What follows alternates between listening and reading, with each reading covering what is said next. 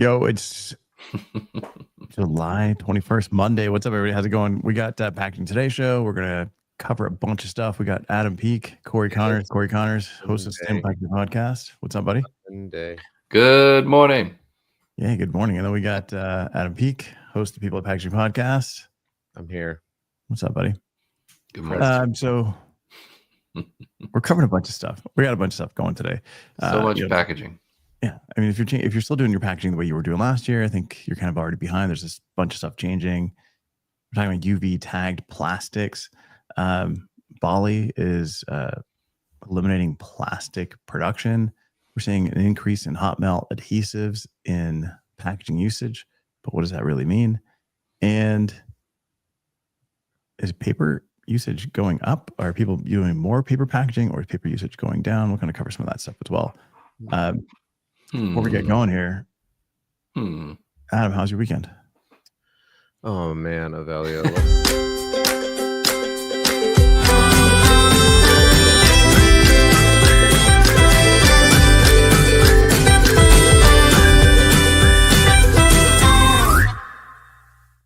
But the Uber driver was pulled over.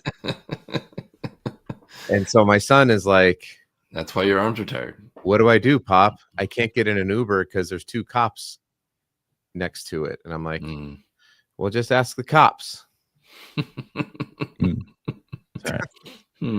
What's fun is not fun. I'm trying to blow my house. That is a true story about what happened. When your 18-year-old is FaceTiming you saying, I went to go get in the Uber and two cops showed up. What do I do?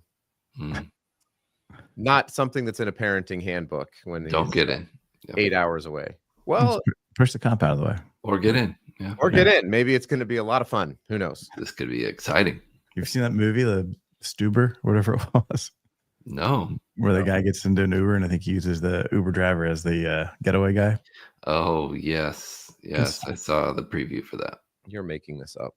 No, it was based on your son. Yeah. All right, man. Mr. Packaging stuff. What's going on? What's going on with packaging? First off, what the hell is hot melt? Adhesive. Corey. Yeah, it's a hot melt adhesive is very important for lots of different packaging, especially corrugated materials. Depending on the production method. A lot of boxes are too big to be glued on machines using cold adhesive, so they have to use a hot melt adhesive, which is can be very toxic depending on where it's from. Glue gun? Yeah, can be a glue gun, can be applied by a machine. I remember our designers are always using glue guns to glue together samples in the design room. But I think this is a really important topic to talk about when we're talking about sustainable packaging, because the adhesive can oftentimes be a deterrent for actually getting recycled or repulped in the process. Really? Even in corrugated? Yes. It can literally gum up the system. Yeah. Where is it scanned? At what point are there's hot melt in here? Seems like it'd be too late. Oh, that's a good point. I've seen some that are over glued, where it's spilling out of the seam when the seams come together, and you can see it's kind of a stripe, and it becomes too much adhesive. That can actually cause problems for quality issues, including it will stick to the next box as it shingles over the first one.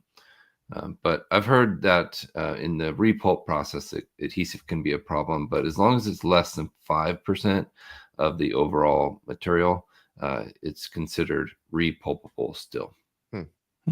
What's the difference between you said a cold adhesive and because to me, hot melt makes sense. I've used a glue gun.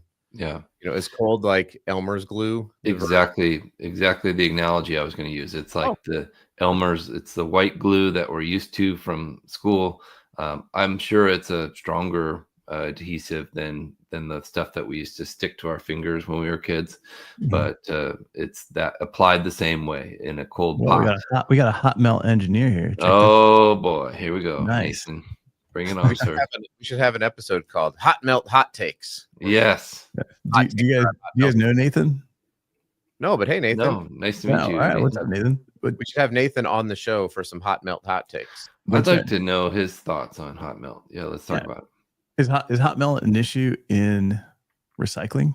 Nathan, let us know. Let us know, sir. Inquiring minds want to know. Yeah. Um, Or save all of your questions until Wednesday and get it shirt. Hmm. You could also Can There you we go. solve it? yeah, but with hot melt, right? It's just like a glue gun, or it could be through a machine. Basically, it's the same stuff coming out, right? It's like a clear, and it dries like a semi clear, whitish, Mhm. but it bonds the stuff as it dries. Yes. The other one is kind of like a contact cement, right? Where you're applying it to the two surfaces and it adheres, and then that's not moving anywhere. They both have a little bit of wiggle room, Mhm. but it's very fast. So- Sure. One of the articles you sent said that hot melt adhesives are experiencing rapid growth because of automation. Yes. Yeah.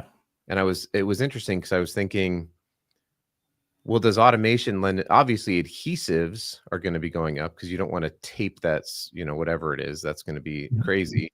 But why specifically hot melt adhesive versus the, I don't know, cold adhesive? Like, because in my brain, I'm like, doesn't the cold adhesive, wouldn't that apply faster with less Mhm. moving parts? Because hot melt, I'm assuming you have to heat up.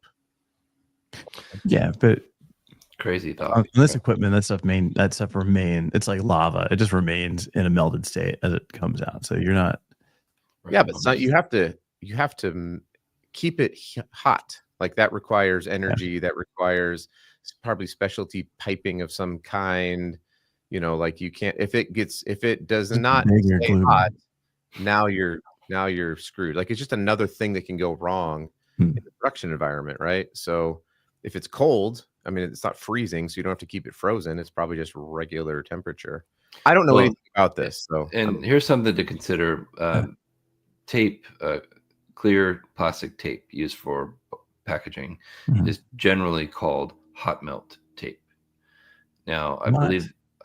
believe that's because it was applied using a heated adhesive material. There's also like a double-sided tape. no regular old packaging What are you tape. talking, Adam? Yeah, that kind of stuff. Yeah, That would be considered a hot melt tape. yeah. Hot I melt. I heard this term last week from a client. They're like, we're wanting to use hot melt tape, and I'm like, what the? Yeah, that's the standard stuff. It's normal. Some people will use a gum adhesive, which is like it's like an amber color. I don't know why they would use that. And maybe in cold environments or something, it's better.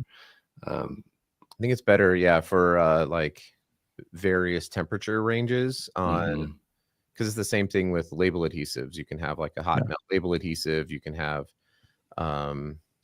freezer grade adhesives, and that's gonna it just depends on how the adhesive is constructed. So maybe it's the same thing with what we're talking about. Yeah, Chris Olson's asking, are there advancements in bio-based or compostable hot or cold melt adhesive? Yes, there are, and I'm getting approached more and more about adhesives, about environmentally friendly adhesives, and I think it's fascinating. I think makes sense. Yeah. Yeah, I mean, we'd love to have Nathan. We'd love to have you on, kind of talk about this a little bit more. Because I know I've got questions. Hey, by the way, hey, hold on. Bio-based alternative. I had to fill up my vehicle. It's a diesel BMW in California before I drove back yesterday, and they had a bio. They had a Beamer. like it's an 11-year-old vehicle, so calm down. Mr. Milan, it's lowered. Let me tell you about the packaging I picked up in Italy 5 times when I visited. But I went to my bags have wings. First of all, $6 a gallon for this like sustainable diesel fuel, and all I kept thinking was like, am I going to destroy my car? So sometimes like you communicate stuff, and I'm like, $6 for gas a gallon was insane.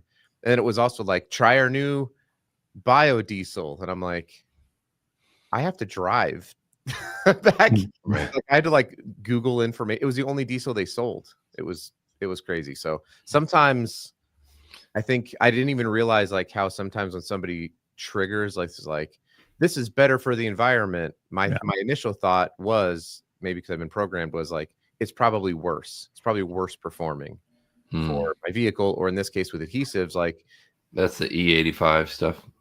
I don't even know what it was. It just said it had a bunch of word soup, and I was like looking it up before I put it in my car. I'm like, can I put this in my car? Real quick, man. So as we wrap up on hot melt adhesives and some of the bio-based questions, what should a buyer of packaging ask? Like they don't even know about hot melt, right? Like, what should they be asking?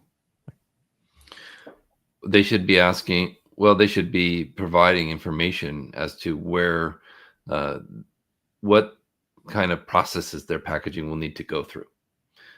Meaning, where will it end up? What's it going to be used for? And then their supplier should be able to provide the data and information they need. That's what a good partnership is, right? So, you know, which adhesive is appropriate, because if you use the wrong adhesive in a freezer and all your boxes pop open, that's a disaster. And I've seen that. It happens. It's a really big deal. Or if you use something that's for a cold environment and it's going into a hot environment, it might not perform well. So these things are very important. And don't be annoyed when your sales human is asking you all these questions, because sometimes people are like, I don't know, I just need this. And it's like, I can't just conjure what, like, I have to ask you about the entirety of the life cycle. Yeah. Because if I don't know that, I'm going to design something, or we're going to, you know, like, it's just not going to go well. Or I'm going to over quote it. Right. And you're going to pay more, or I'm going to underquote it and you're going to pay on the end because you're going to have quality issues. Like, it does feel like, you know, 100 questions. And I know that can be really annoying, but it's not because the salespeople really love asking you questions. It's because we just tell you the right thing. Right. And don't ask how much right after a 10-minute conversation. Like, oh, how much is that? Because we don't have a magic computer system. Buyer, if you're a buyer, if you're buying anything, you can't help yourself but to ask. I mean, you can ask, but please don't be upset when we say, I'm not sure yet, but I will get back to you just as soon as possible. I just say 10% more than you're used to paying. Right. He's saying that to change the current structure. What'd you pay last time? Okay. 10%. Always ask for samples to test under true product. That's true, right? So good call, Hugh. Get samples. If it's going into a fridge, put it in the fridge. If it's going into, you know, like, go through the actual process so that you have some real experience with the packaging and make sure that everything works before you go and pay however much. Great point. Sometimes it's not possible. Sometimes it's not possible to make a true production sample, because you actually have to produce. Like, I had, especially in printing, you know, someone has said, like, I want to see exactly what it's going to look like. And it's like, well, this is a printing press. Like, it could take me 6 hours to set up the entire printing press, and I have to order material. Like, it's going to be $1,500 for your samples. And it's like, I don't. But I mean, that's literally the only way to be like, here is a true production sample. Everything else, if it's cut on a CAD table, if it's printed digitally, like, there's ways to replicate it out. But like, if it's a hand applied adhesive to a handmade box and then you test that, it may perform differently when it runs through a machine at high speeds. So it's a great, you should do it, but just understand that there are limitations. Yeah. No, I mean, that is one of the, not selling, but that is one of the benefits that I enjoy working with the IDP team, is that all samples are made on the actual equipment, which isn't typical. So you're right. If you're going to run a 4-color pack, like, it actually goes on the 4-color press. It's not a digital. And then if it's going to do like an all over emboss, goes through that process, and it goes through the full conversion, every single thing. And customers sometimes don't understand that, because there is a cost to that, right? Plates and, like, now you're running full sheets, and you've got your make readies. You're probably running 300 sheets just to get like one sample, right? Just to dial in the color, and you're not dialing in the color at 100% because that would take. It eats up a lot of material, right? Yeah.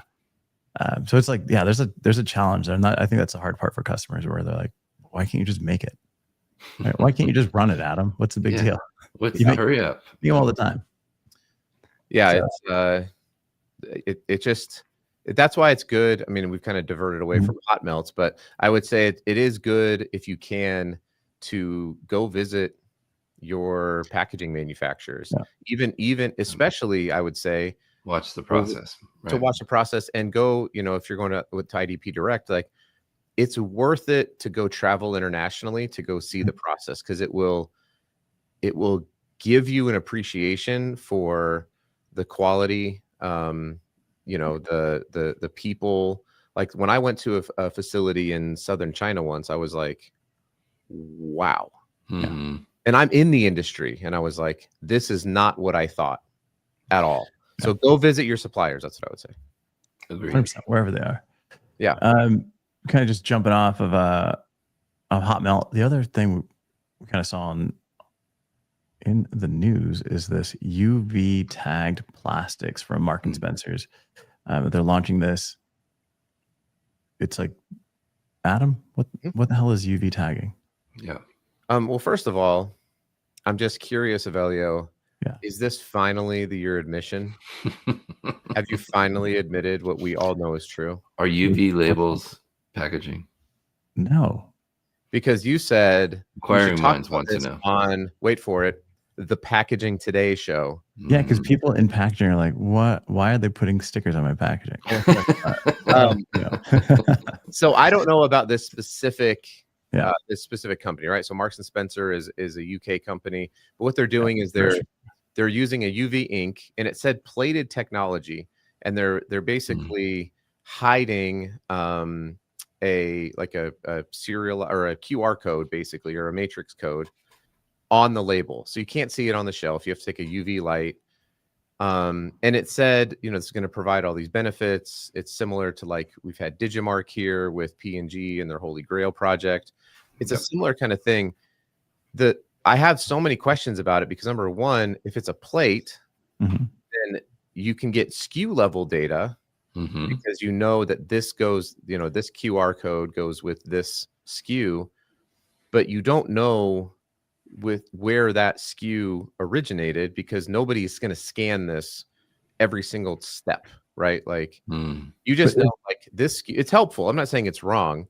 It's helpful to know this SKU made it to, and X% of this SKU make it to the recycling stream. But it's not serialized. It's not like, and that's really hard to get to. It's really, really difficult to get to a individually license plated, UV code, because it has to all be laid down with some sort of a digital inkjet and everything printed. It would be a nightmare, honestly, but that's essentially what it is, right? So the label shows up at the recycling center. Now every recycling center has to have a UV light and a sensor, AI tracker, some kind. Yeah, it's got to be able to read it and then pull the data in, and then put it into a database, and then that's going to say, they will someday, I think. Yeah, but it's got to start somewhere. Yeah. If you've got a system, if you've got something that can help the system move quickly and more efficiently, then I think that the system will move in that direction, right? It's just a matter of testing it. Because it's a matter of the complexities to get there. Yeah, but you've seen that equipment. It's pretty damn complex already. Adding a little UV flashlight. Like, my kid has one. What I mean by that is, like, the things that people don't see. So if you're selling to Marks and Spencer, and you buy 10,000 labels, and they're like, hey, you need to put this UV light on it now. You may have to change your label printer. You may have to reproof everything. You may have, because you've only been working with, like, a local. Thanks you for letting us know. They're one of the elite retailers in the UK. But your label printer may only be able to print digital labels. They may not have any sort of ability. And so it's like, well, crap, now we got to go find somebody who can do this. They probably have approved vendors That's a good point. because it takes specialty types of equipment in order to Does lay it? this down. And could. I wonder if you have to get the print approved by the retailer as well. But Well, it's yeah. it's a UV reactive ink, right? Yes. Mhm. So it's not like you're not laying it down through like a UV process where it's UV and curing and all that stuff. Like Well, it's a regular ink like you would Yeah. print. It's just not normal. And so you have to buy the ink. You have to test it. You have to make sure it runs Mhm. through your processes. You have to make sure it cleans up well. That it's not, there's a lot of UV lamps that cure inks. So I don't know, is this a UV curable ink or does that ruin the ink? Does it have to be cured with water-based?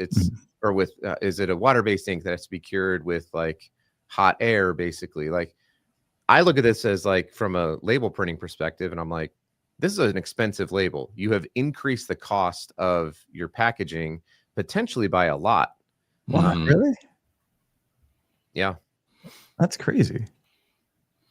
Huh. And Because like, if you're, I never think about these stickers as like being complex. So it's interesting to hear this. Yeah. But if you go back and you're used to just running these things digitally, and there's like basically no setup time. Yeah. And now you have to go find somebody. Maybe they have a hybrid press, Mhm. but you were using a toner base like an HP. Now you got to go to something like a Domino, and it's going to change how your label looks because they're two different print processes. Or you have to go all the way over to Flexo, but your artwork won't lay out for Flexo very well.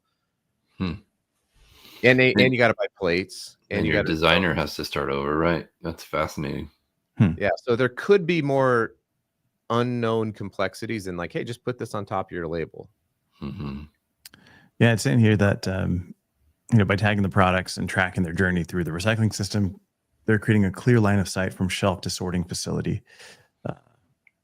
They're taking the first step to not only commit to transparency, but a real shift in how the industry approaches responsibility. That's awesome. That's from Mark and Spencer's. But then there's the CEO of Polytag. I'm not familiar with Polytag. I think that's who's making the. They have the tech, yeah. Yeah, it's like, hey, we're changing it. Oh, and you have to license it from Polytag. Us.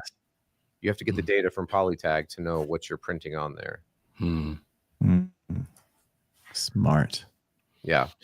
I found out last week Hugh is from Wales. That's fake news. So he's obviously cool. He's from Dolphins. That's different place. Yeah, no, that's crazy. That's crazy, man. So it'll be interesting to see if this UV thing takes off. Obviously, Polytag, like I can't say obviously Polytag because I don't know, but a lot of these companies, when they launch some new tech, some new innovation, they don't make any money on it. They want to launch it with a large enough company that they can either split the cost or do it gratis just for the marketing. Right? Because now if it changes the conversation, if everybody kind of shifts in that direction, they're the only ones set up to do it. So, cool stuff. Interesting. Definitely check it out. See how that's going to change. But I didn't even think about how it's going to impact your cost of labels. I just assumed that, anybody could do it. It's expensive. Yeah. And remember, Procter & Gamble is a pretty big company, and they tried to do this with Digimarc, which is a pretty big company. And I don't think it has been very successful so far. So I think they had a successful test with the Holy Grail project, but I think it hasn't been implemented. I agree. Yeah, I don't know. It requires it just requires a lot. And the alternative is really RFID tags embedded in every product, and that requires way more stuff. Couple questions here. Gene, who was on the show last week, is asking, are there any SUV inks for the Suburban brands? Yeah, there's a for the soccer moms. There's the SUV. Nathan's asking, UV resin, incredibly expensive. But I don't think it's like a UV. Like when you think of like a UV coat, right? Like, it's gonna be raised and glossy. It's not that. It's just an ink that's reactive with light. I bet you the ink is very expensive, if I had to guess. Specialty inks for printing, are like surprising, and the minimums can be pretty high as well. Mhm. So if you have one customer that's going into Marks and Spencer and you have to buy X amount of gallons of this ink, could be a problem. I don't know. We'll see. Hey, next topic here as we wrap up. We got like 3 minutes. Do you want to talk about Bali and their change? They're not allowing production of plastic packaging in Bali in the next year, or paper packaging demand up or down. Yeah, Bali was going to eliminate sachets. I think that's a great step. That's such a simple decision to make. Yes, it can be challenging for the consumers there because oftentimes they're purchasing in smaller volume when they can afford it. But I think this kind of alternative is a good step. But moving away from that banning stuff. the import of sachets or the use of sachets. It's just banning the production of them. Yeah. I guess maybe that's all they can control right now. And it follows the ban that they had on bottled water containers that hold less than 1 liter. So if you go there, you buy a water bottle, it's big. I like that actually. Yeah. Can we talk about basketball-y? Mm-hmm. That's what I would like to talk about. That's where you dunk your sachets. No. Yeah, but you're right. It does focus on sachets. The challenge is going to be to see like what happens like when this goes into effect. How it's going to change people's food consumption. Because it's not just not like a little ketchup packet. It could be a little bit larger of a sachet. It could be like a milk sachet. Like there's all sorts of stuff that people use. I've heard they use like shampoo in sachets, and a lot of healthcare or health and beauty. Yeah. Just looking at some of these comments here. Nathan was talking about UV inks as well. Mm-hmm. Yeah, Jim's asking about EPR and sustainability. Like, good point, Jim. Yeah. Do these local law, like legislative changes in terms of we can't produce plastic packaging sachets anymore, does that become like the starting point for changing global legislation? I don't. Yes, I mean it certainly can. It's a jumping off point. Mm-hmm. I think we to really dig into this, we need to do what Hugh was saying. Yeah, it's time to do an on-site. I think we need to go to Bali. Does IDP have a facility in Indonesia? Yeah, we're going in Jakarta. I'll be there, and so we have to go visit IDP Direct, and then go confirm in Bali. All expense paid trip, obviously. Yeah, that's really nice of you, Avelio, for paying for that for us. Yeah. You get a trip, and you get a trip. Thank you to the folks at IDP Direct for. You know what? Actually, in order to specific, Avelio Matos, because I have so many children, they'll also be able to help us kind of like lighten the load. So I'll bring my whole family just to like go look at other facilities. Yeah, and my parents would like to go too. So if you don't mind, yeah, and if there are like dolphins available, just to make sure that they're not eating the plastic, right? Probably go do some like dolphin visits. Mm-hmm. We've got a link here from Tom Hausenstein that says not to ruin your day, which we can't click, but we'll have to check it out afterwards. We're gonna wrap this up at your own risk. That's right, Hugh. Of course, I will be there. I'll be in Indonesia. Yeah, Adam, I got to tell you, like this is so important, dude. You're not going to believe what I got to tell you here.